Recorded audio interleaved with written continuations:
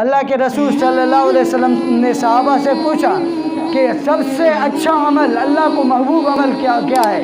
صحابہ نے فرمایا کہ روزہ، جس کے لیے روزہ کے لیے کتنے تکلیفیں اٹھاتا ہے، سارا دن آدمی بھوکا پیاسا رہتا ہے، اپنے جائز چیزوں کو بھی چھوڑ دیتا ہے، کھانے پینے کو بھی چھوڑ دیتا ہے، جائز کام بھی چھوڑ دیتا ہے، روزہ سب سے اچھا عمل ہے، سب سے افضل عمل ہے۔ اللہ کے رسول صلی اللہ علیہ وسلم نے فرمایا نہیں۔ پھر صحابہ نے عرض کیا نماز، جس کو آپ کو عطا کرنے کے لیے اللہ نے آپ کو معراج پہ اپنے پاس بلایا، وہ سب سے افضل ہے۔ حضور صلی اللہ علیہ وسلم نے فرمایا نہیں، وہ بھی نہیں ہے، اور عمل بتاؤ۔